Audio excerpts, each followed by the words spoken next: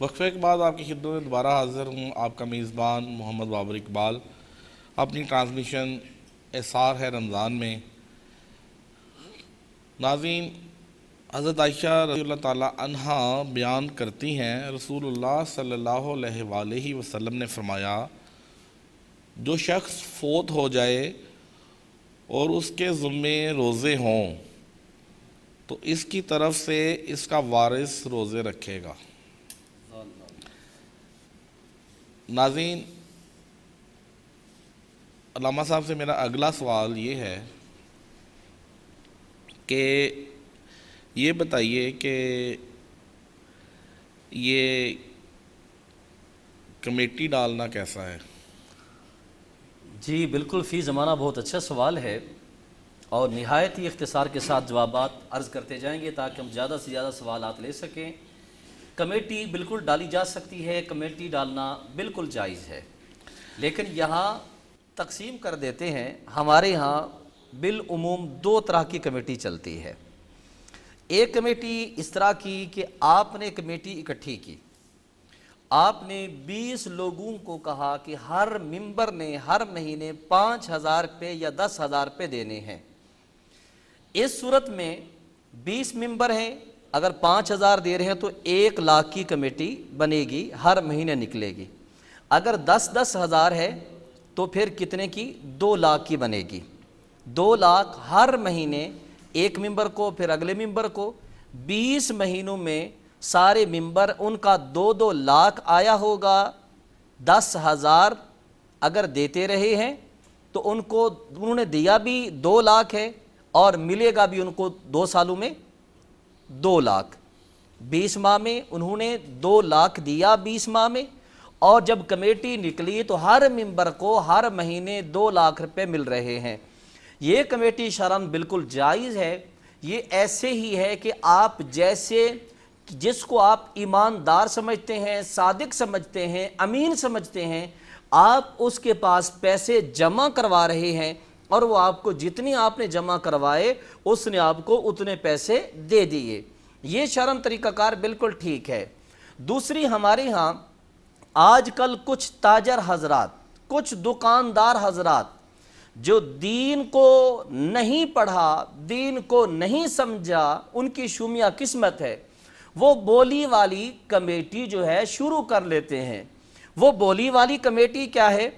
مثال کے طور پہ کسی دکاندار نے بولی والی کمیٹی اکٹھی کی، اس نے کہا جی ٹوٹل 20 ممبر ہوں گے، جس طرح پہلے ہم نے مثال دی 10,000 ہر ممبر دے گا، تو 20 مہینے کی کمیٹی 20 ممبر، ہر ممبر 10,000 روپے دے رہا ہے تو ماہانہ کتنی؟ 2,00,000 روپے۔ اس میں یہ ہوتا ہے بولی لگائی جاتی ہے، اس میں بولی لگائی جاتی ہے، جو بیچارہ زیادہ ضرورت مند ہے بولی وہاں پہ یہ لگائی جاتی ہے جی 1,50,000، مطلب 1,50,000 میں یہ کمیٹی کون اٹھائے گا؟ پھر اگلا کہتا ہے جی 1,55,000، 1,60,000، مطلب وہ 2,00,000 کی کمیٹی وہ مجبوری کی وجہ سے کوئی مجبور بندہ 1,60,000 میں اٹھا رہا ہے۔ اب ہوگا کیا؟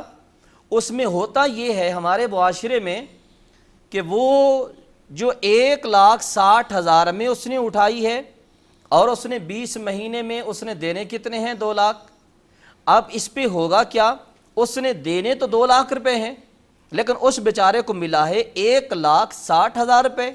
اس کی مجبوری سے ناجائز فائدہ اٹھایا گیا، اس لیے فقہائے کرام نے اس بولی والی کمیٹی کو حرام قرار دیا ہے۔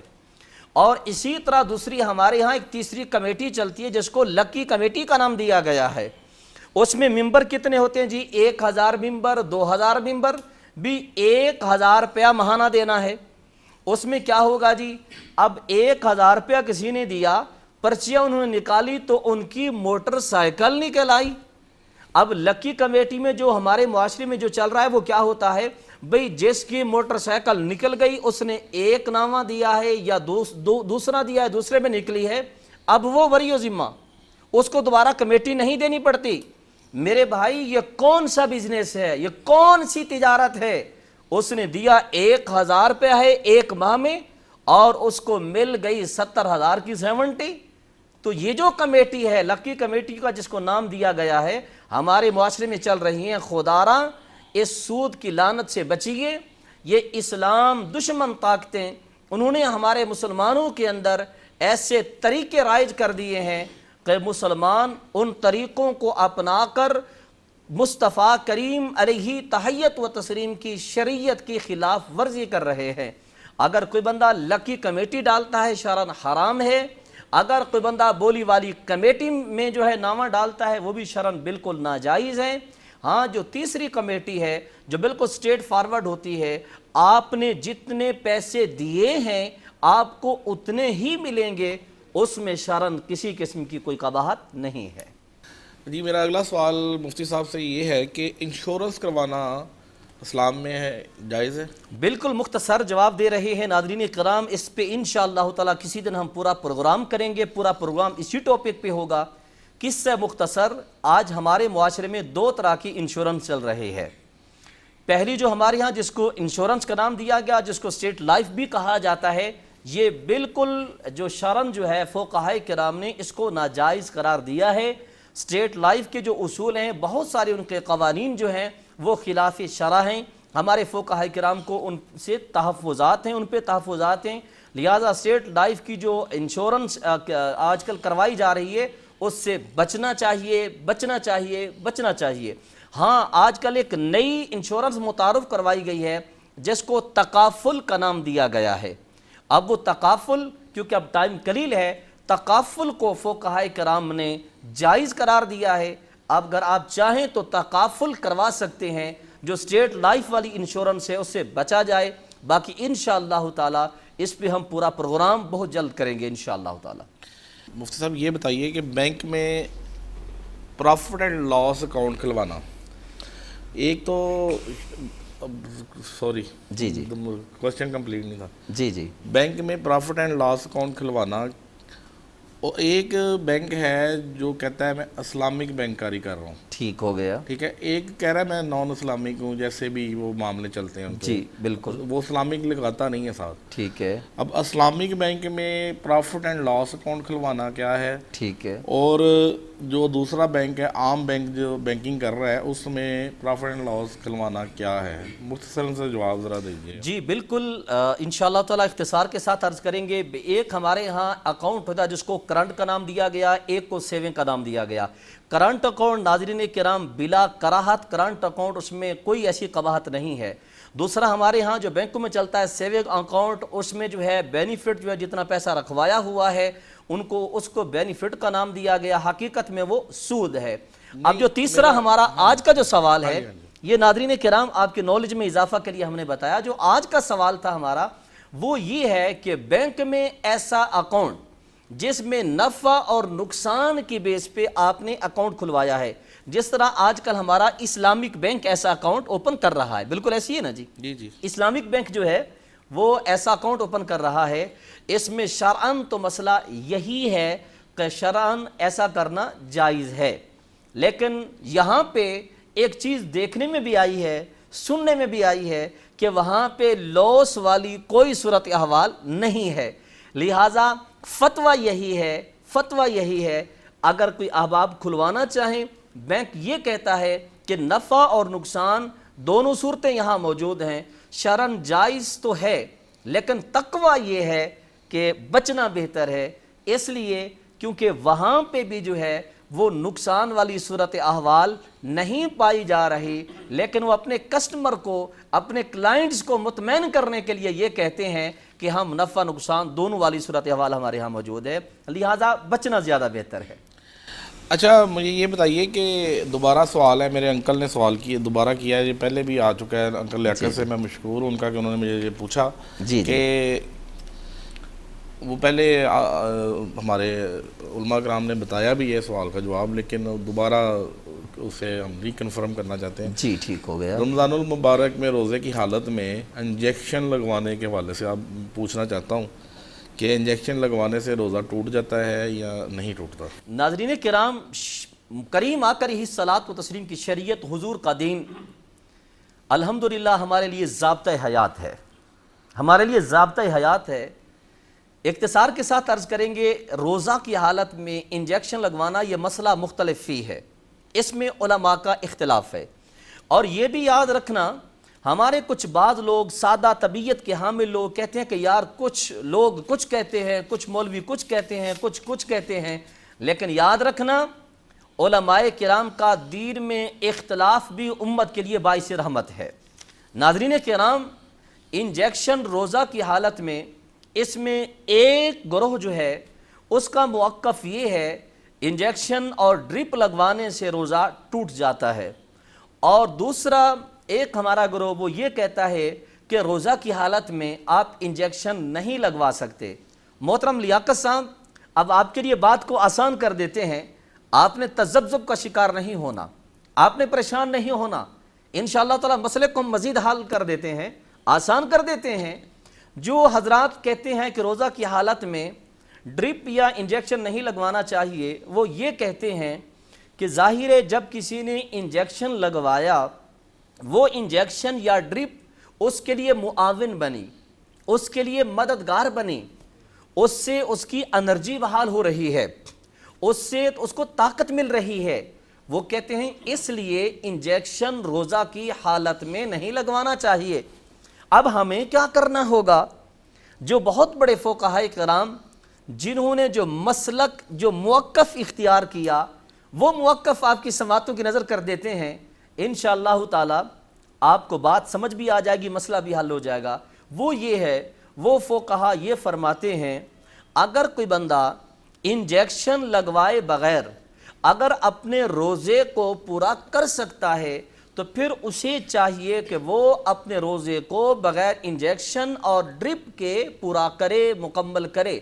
اگر کوئی بندہ کسی ایسے مرض میں مبتلا ہے، بات آسان ہو رہی ہے، اگر کسی ایسے مرض میں مبتلا ہے کہ جس وجہ سے اسے ہر حال میں انجیکشن کا سہارا لینا پڑے گا، اگر وہ انجیکشن نہیں لگواتا تو یا اس کی جان جانے کا خدشہ ہے، یا یہ کہ وہ روزے کو مکمل ہی نہیں کر پائے گا، تو اس صورت میں پھر فقہائے کرام یہ فرماتے ہیں اگر انجیکشن لگوائے بغیر، ڈرپ لگوائے بغیر، جس طرح آج شوگر کا مرض ہے، اگر کوئی انسولین لگواتا ہے، اگر انسولین لگواتا ہے تو اس کو یہ قوی یقین ہے کہ میرا روزہ پورا ہو جائے گا، پھر اس صورت میں وہ روزے کو نہ چھوڑے، وہ روزہ بھی رکھ لے، اور وہ روزے کی حالت میں انجیکشن لگوا کر اگر وہ روزہ پورا کر سکتا ہے تو پھر بلا کراہت شریعت اسے یہ راستہ دیتی ہے کہ وہ روزہ رکھ کر اپنے انجیکشن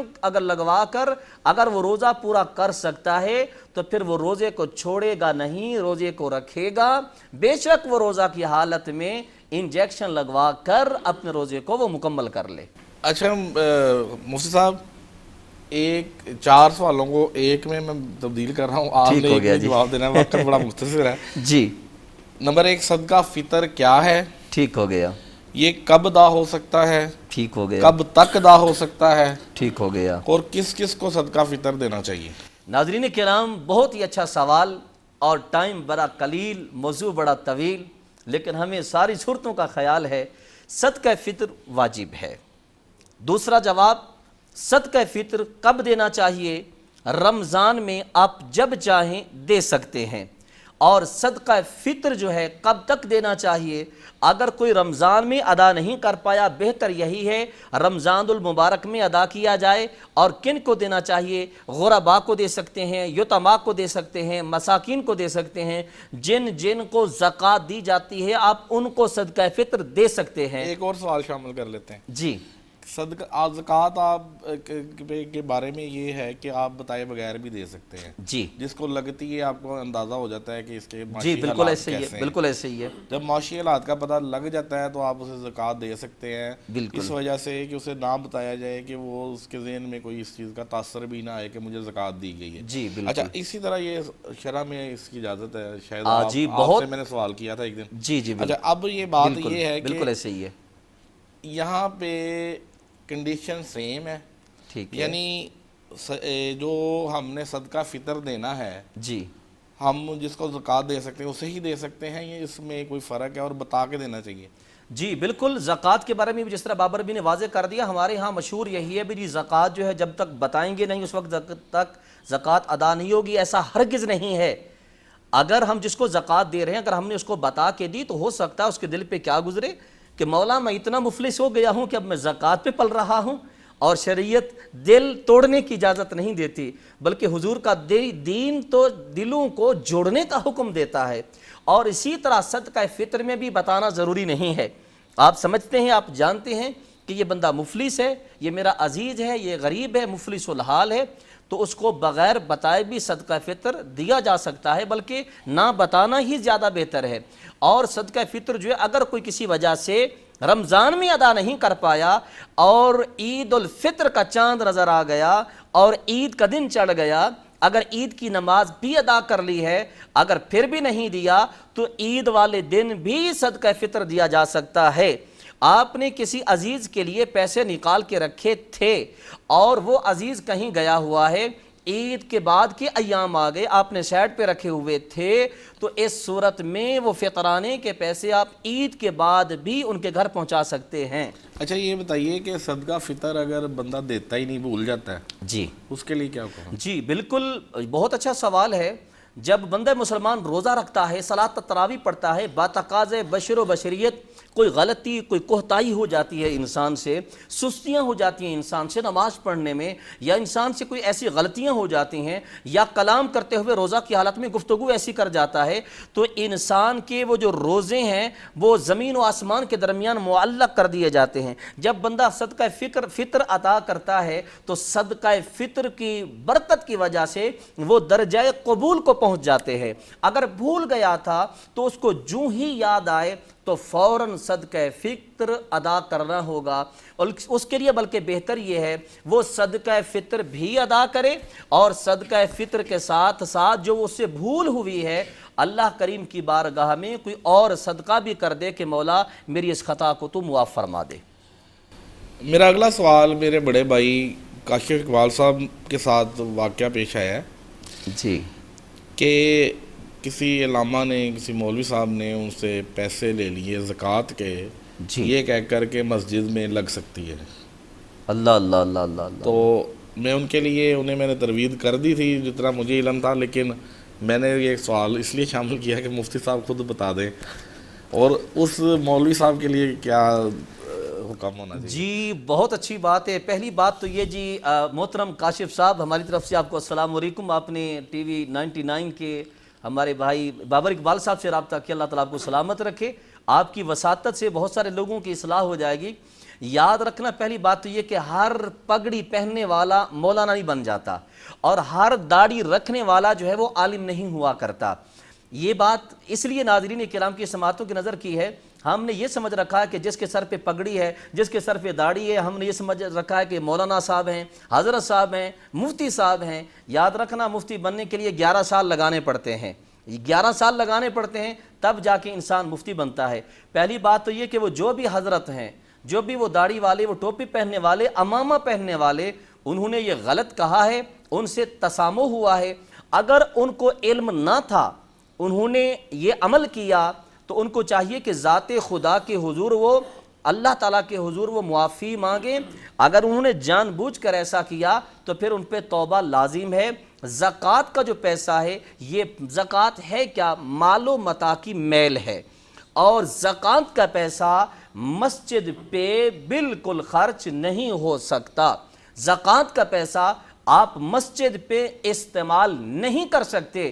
بھئی ذات خدا کا گھر ہے، ہم اپنے گھر کو خوبصورت تر بناتے ہیں، خوبصورت ترین بناتے ہیں، اور کوشش کیا ہوتی ہے پاک مال خرچ کیا جائے، پاک رزق خرچ کیا جائے۔ میرے بھائی اللہ رب العالمین کا گھر بن رہا ہے، یہ مسجد خانہ خدا ہے، مسجد میں آپ نے زکوٰۃ کا پیسہ خرچ نہیں کرنا۔ اگر غلطی سے خرچ ہو بھی گیا تو جن لوگوں نے خرچ کیا ذات خدا کے حضور توبہ کرنی چاہیے، ان کو معافی مانگنی چاہیے۔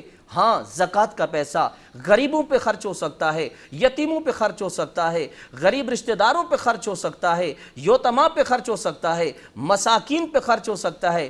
یا آج کل ہمارے ہاں مدارس میں جو صورت احوال بچے مقیمی رہتے ہیں، وہاں پہ قیام کرتے ہیں، مسافر بچے آ کے رہتے ہیں، تو وہاں پہ بھی زکوٰۃ کا پیسہ جو ہے وہ خرچ کیا جا سکتا ہے، بلڈنگ پہ استعمال ہو سکتا ہے، عمارت بن سکتی ہے، لیکن مسجد میں زکوٰۃ کے پیسے سے اجتناب کرنا چاہیے، پرہیز کرنا چاہیے، بچنا چاہیے۔ ایسا ہرگز نہیں ہے کہ زکوٰۃ کا پیسہ ہم مساجد پہ خرچ کریں، یہ اللہ رب العالمین کی ناراضگی کو مول لینے والی بات ہے۔ یہ ترویج بھی کر دیجئے ساتھ ساتھ ہی کہ وہ اس میں بھی کوئی یعنی شرائط ہیں جو مدرسہ میں پیسہ دیا جائے وہ وہاں کے متولی کو دینا چاہیے کہ وہ خرچ کرے، یا آپ خود بھی، یعنی میں اگر اے سی لگوانا چاہتا ہوں اے سی خرید کے نہیں دے سکتا؟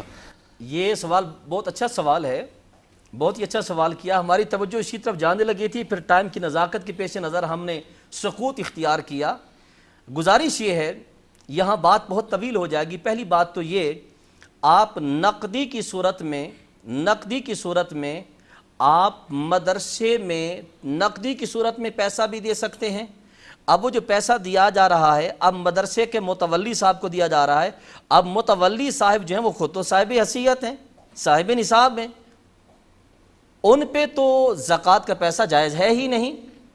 اب اس صورت میں آپ ان کو یہ کہیں جی ہم آپ کو امین بنا رہے ہیں، آپ کے پاس ایز اے امانت رکھوا رہے ہیں، کیونکہ ادارے کا نظام آپ چلا رہے ہیں، لہٰذا یہ زکوٰۃ کا پیسہ آپ کے پاس ایز اے امانت ہے، مدرسہ میں جو جو کو چاہیے وہ آپ امین ہیں تو آپ وہاں خرچ کر سکتے ہیں۔ اور پیسے کے ساتھ ساتھ اگر آپ چاہیں تو آپ راشن بھی مدرسے میں دے سکتے ہیں، آپ آٹے کی صورت میں بھی، چاول کی صورت میں بھی، تب بھی زکوٰۃ آپ کی ادا ہو جائے گی۔ اگر پانی کے کولر کی ضرورت ہے تو آپ زکوٰۃ کے پیسوں کا پانی کا کولر بھی دے سکتے ہیں۔ جی سبحان اللہ، بڑے خوبصورت انداز سے شائستگی کے ساتھ تمام سوالوں کے جواب دے رہے تھے علامہ مفتی محمد ابراہیم صاحب۔ میں ملتمس ہوں قاری محمد لیاقت فریدی صاحب سے کہ وہ آئیں گلہ عقیدت پیش کریں۔ میں تو سیاہ کار تھا، اچھوں میں آ گیا، میں تو سیاہ کار تھا، اچھوں میں آ گیا،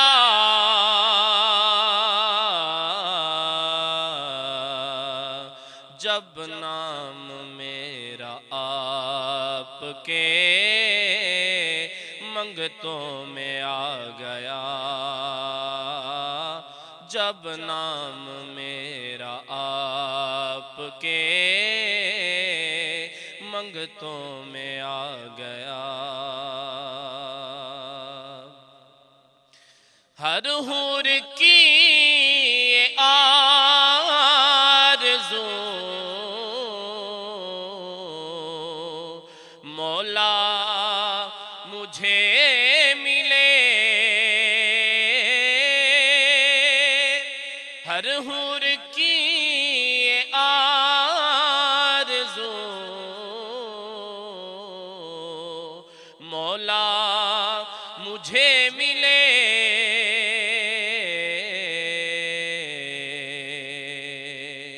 جب سے بلال آپ کے قدموں میں آ گیا، جب سے بلال آپ کے قدموں میں آ گیا، میں تو سیاہ کار تھا، اچھوں میں آ گیا، جس دشت سے بھی مصطفیٰ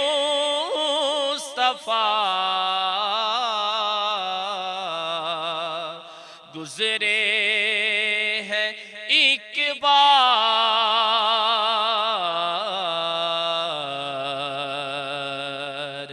پھولوں کا سارا بانک پر کانٹوں میں آ گیا، ناصر یہ سارا فیض ہے قد ہے حضور کا،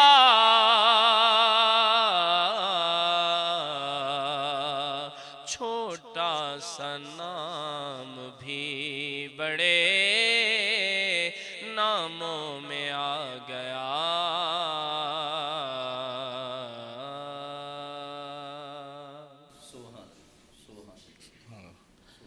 ماشاءاللہ، سبحان اللہ، بڑے خوبصورت انداز سے قاری محمد لیاقت فریدی صاحب گلہ عقیدت پیش کر رہے تھے۔